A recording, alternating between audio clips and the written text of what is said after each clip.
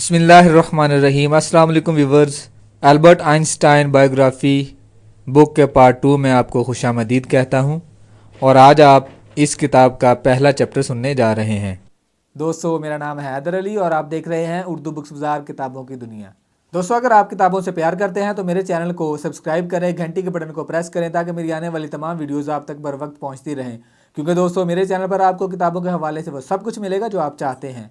British Columbia की एक बच्ची ने आइंस्टाइन को खत लिखकर पूछा, मैं यह खत इतना जानने के लिए लिख रही हूँ कि क्या आप सचमुच हैं। Einstein chapter 1। कितना कुनज़हन लड़का है, जवाब क्यों नहीं देता है, नालायक। टीचर ने गरजते हुए एक छोटे से लड़के की तरफ हकारत से देखते हुए कहा, जिसकी उम्र 6 साल थी। लेकिन वो लड़का अपने टीचर के भारी भरकम डील डोल और घनगर्ज से बेपरवाह इस तरह बैठा रहा जैसे इससे नहीं किसी और से ये बातें कही जा रही हों। लड़के का कसूर ये नहीं था कि वो जवाब दे नहीं सकता था, वो जवाब जल्द देना नहीं चाहता था। वो हर बात पहले अच्छी तरह सोचता, फिर कोशिश होती कि जो जवाब दे वो माकूल और सही हो।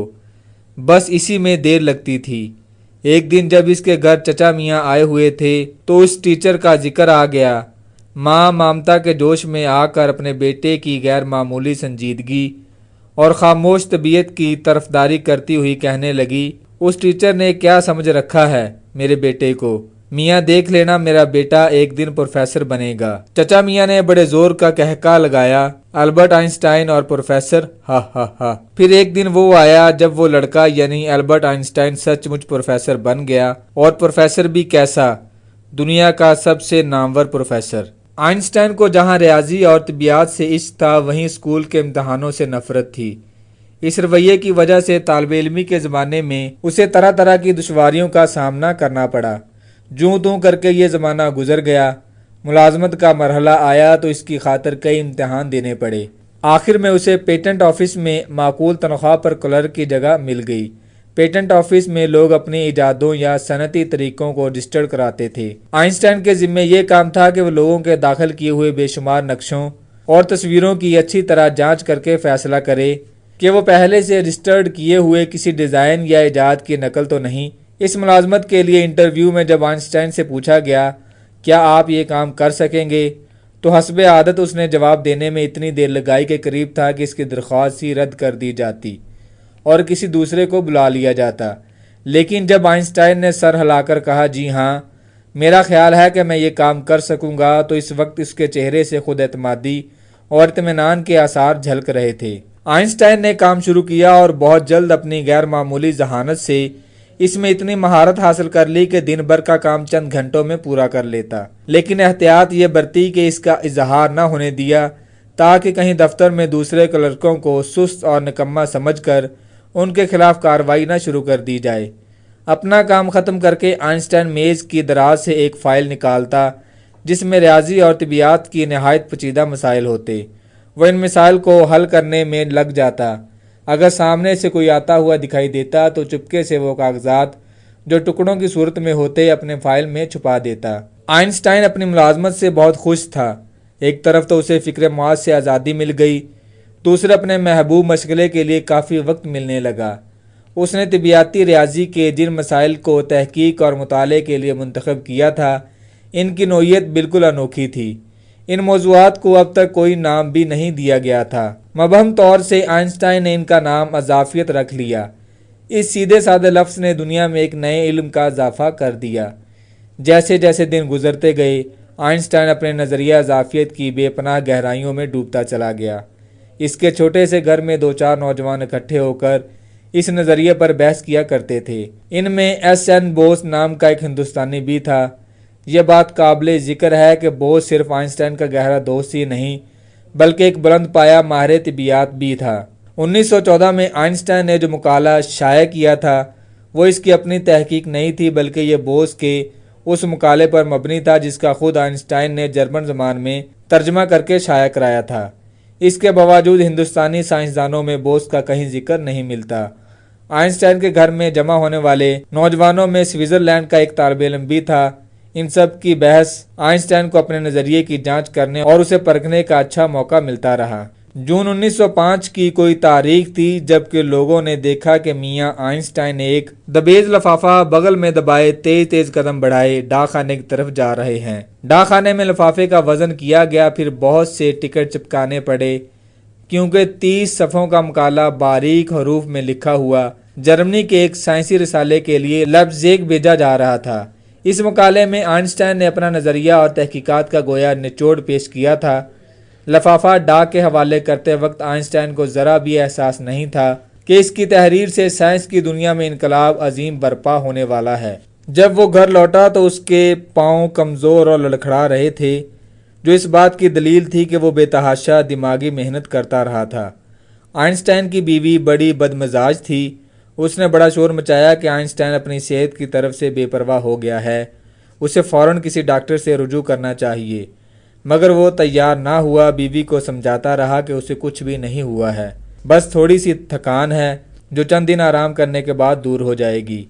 इसे कोई बीमारी नहीं है। फिर वो दिन आया जब आइंस्टाइन का मकाला शाया हो गया, जिसके साथ ही सारे यूरोप के साइंसी इल्मी और तहकीकी हलकों में तहलका मच गया। बर्लिन, पेरिस, लंदन, हर जगह बड़े बड़े साइंसदान हैरत से इसका मुताला करने और आइंस्टाइन की बात को समझने की कोशिश करने लगे। हर एक की ज़बान पर एक ही सवाल था, ये आइंस्टाइन है कौन, किस यूनिवर्सिटी में पढ़ाता है, कौन सी लेबॉर्ट्री में काम करता है। कितनी अजीब बात है कि आज तक किसी ने इसका नाम तक नहीं सुना था। इन सब सवालों का जवाब तो बस इतना था, आइंस्टाइन स्विट्ज़रलैंड के शहर बर्न के पेटेंट ऑफिस में एक क्लर्क है। आइंस्टाइन के इस मार्कता अलार मकाले की इशाअत के बाद लोगों का इससे मुलाकात करने का शौक कुदरती बात थी। बड़े बड़े मुहक्किकीन और प्रोफेसर आइंस्टाइन से मिलने के ख्वाहिशमंद हुए और ये देखकर इनकी हैरत की इंतहा ना रही कि जिस मकाले ने सारी दुनिया को चौंका दिया है उसका मुसन्नफ एक ऐसा नौजवान है जो नाम, नमूद और शोहरत की सारी हंगामा आराइयों से बिल्कुल बेनियाज है। जब आइंस्टाइन को अपनी तहकीकात पर पहली बार तकरीर करने की दावत दी गई तो हज़रत जलसागाह में इस शान से तशरीफ़ ले गए कि सूट सलूटों से भरा और इतना ढीला ढाला था जैसे ये चोर बाजार से खरीद कर पहन लिया गया हो। बाल उलझे हुए, तेल कंगे से बेनियाज, आस पास बैठे हुए बड़े बड़े दानश्वरों की मौजूदगी से बेखबर, सामीन में कैसे कैसे नामवर साइंसदान हैं इससे बेपरवाह। लेकिन इस पहली तकरीर ही में उसने फितरत के ऐसे राज हाय सरबस्ता खोल दिए जिनकी तरफ अब तक किसी का ध्यान तक नहीं गया था। आइंस्टाइन की इल्मी शोहरत आम हुई तो स्विट्ज़रलैंड के ज़्यूरिख यूनिवर्सिटी के अरबाब हलो वक्त को शर्म आई कि ऐसा लायक आदमी उनके मुल्क में क्लर्क की ज़िंदगी गुजारे, इसे तो किसी यूनिवर्सिटी में पढ़ाना चाहिए। मगर कबाहत ये थी कि कायदे के मुताबिक कोई शख्स प्रोफेसर के ओहदे पर बराह रास्त मुकर्रर नहीं किया जा सकता था। पहले इसे कुछ दिनों असिस्टेंट प्रोफेसर की हैसियत से काम करना जरूरी था। यूनिवर्सिटी के सदर डॉक्टर क्लींस के मशवरे के मुताबिक आइंस्टाइन ने अपने शहर बर्न की यूनिवर्सिटी में लेक्चरर होना तो मंजूर कर लिया, लेकिन ये ओहदा एजाजी था, कोई तनख्वाह नहीं थी। अलबत्ता उसे यह हक हासिल था कि वो चाहे तो अपने तलबा से कुछ फीस वसूल कर लिया करे। आइंस्टाइन की क्लास में सिर्फ 2 तालिब इल्म थे। एक तो इसका पुराना रफीक S.N. बोस ही था और दूसरा टेलीग्राफी ऑफिस का एक ऑफिसर जिसे तबियत से गैर मामूली शगुफ था। आइंस्टाइन की क्लास में कोई बाज़ाब्ता लेक्चर तो होते नहीं थे, सिर्फ नज़रिया इजाफियत पर बहस व मुबासा हुआ करता था। एक दिन इसकी क्लास में एक तीसरा तालिब इल्म दाखिल हुआ। ये थे ज़्यूरिख यूनिवर्सिटी के सदर खुद डॉक्टर क्लीज। मगर इन्हें देखकर आइंस्टाइन पर कोई घबराहट तारी नहीं हुई। वो मामूल के मुताबिक क्लास में बातचीत करता रहा। डॉक्टर क्लीज को इसका तरीका तालीम पसंद ना आया। बाद में उन्होंने आइंस्टाइन को बुलाकर दोस्ताना मशवरे देते हुए कहा, देखो मियाँ, यूँ काम नहीं चलेगा। अगर प्रोफेसर बनना है तो अपने लेक्चरों में दिलचस्पी पैदा करो। तुम्हारी क्लास में सिर्फ 2 तालिब इल्म हैं, भला इसे क्लास कौन कहेगा। आइंस्टाइन ने इस तनकीद का ज़रा भी बुरा ना माना। बड़ी मतानत से जवाब में सिर्फ इतना कहा, बजा फरमाते हैं डॉक्टर साहिब, मुझसे प्रोफेसरी नहीं निभेगी, आप कोई दूसरा आदमी मेरी जगह तलाश कर लें। इसके बाद प्रोफेसर की बजाय आइंस्टाइन ने क्लर्क ही बना रहना पसंद किया और जब डॉक्टर क्लीज ने मायूस होकर एक नामवर साइंसदान डॉक्टर एडलर को वो जगह पेश की तो उन्होंने शुक्रिया के साथ जवाब दिया, अगर इस आसामी के लिए आपको आइंस्टाइन मिल सकते हैं तो मैं इनकी इसी मोहतरम शख्सियत का हरीफ बनना हरगिज़ पसंद नहीं करूँगा। होने को तो बिलाखिर आइंस्टाइन ज़्यूरिख यूनिवर्सिटी में प्रोफेसर बन गए गोया ये मसला खासा दुश्वार गुजरा था, मगर इस काम में इनका जी ना लगा। बहुत सा वक्त तो लेक्चर की तैयारी में और तलबा के साथ बातचीत में सर्फ हो जाया करता था। इसकी आरजू ये थी कि हर तरफ से यकसू होकर अपने नज़रिया इजाफियत में गर्क हो जाए। इसका ढांचा तैयार हो ही चुका था, सिर्फ इसमें मसाला भरना बाकी था।